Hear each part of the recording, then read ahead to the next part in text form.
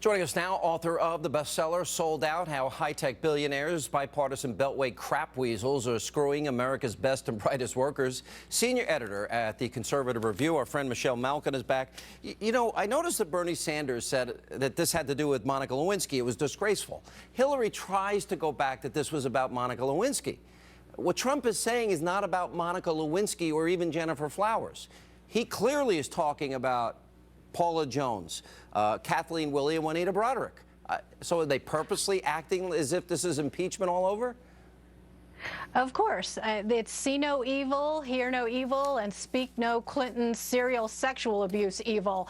And this time it's not going to work, Sean, I think largely because of the new landscape that all of these politicians have to operate in. It is not the 1990s anymore, Hillary and Bill, where they were able to control the narratives, where they were able to whitewash all of these sins. And I think there's a couple of things going on here. One is that decent Americans of all political parties and persuasions are sick and tired of the Democratic double standards when it comes to sexual abuse of women.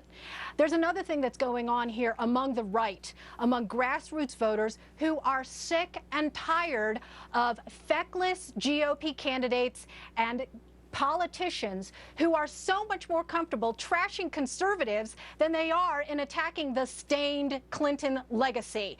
And so when you have Trump sticking out his neck here, raising something that is completely fair game, and you have these established candidates like Chris Christie and John Kasich and Jeb Bush all getting their panties in a bunch and a knot because he's saying the obvious, it really shows you why we're in the predicament we're in the GOP primary. Doesn't it also show, once again, that Trump will go there and other Republicans are too timid? Because I don't think Democrats, I mean, when they don't have an issue, they just make it up. The Republicans are racist, war on women, Mitt Romney, binders of women because he wants to hire them. So in that sense, it should be fair game, but some people seem to be shocked that anyone dares go there. Yeah, well, there's another thing going on here, too. And you know, Sean, that I tell it like it is, and I weigh all of the benefits and liabilities in each and every one of these candidates. And the fact is that there are a lot of people out there who are glad that Donald Trump is talking about this, but honestly, they know that he himself is a flawed vehicle. This is a guy that just a couple of years ago was praising Hillary Clinton's capabilities, and who, despite now his condemnations of Bill Clinton as essentially the scumbag that he is, welcomed these people in his social circles. Now, I understand, you know, you got a lot of Trump defenders out there who'll say, well, it was just a part of business. But the fact is that most of these GOP candidates and politicians have their own dalliances with Hillary and Bill Clinton. What is the bigger issue, though, for Hillary? Is it this FBI investigation? We'll get into more details later, but, you know, she clearly is telling somebody to bypass the laws and remove the classification. She said she never received or sent emails that are classified, but we have 1,300, and I have the number 40 emails that are classified that we now found on our server, which she said didn't exist in the beginning. That appears to be a violation of law. Coupled with that, Catherine Herridge's report that the FBI has taken this investigation even further into, you know, potential corruption or corruption laws as it relates to the foundation.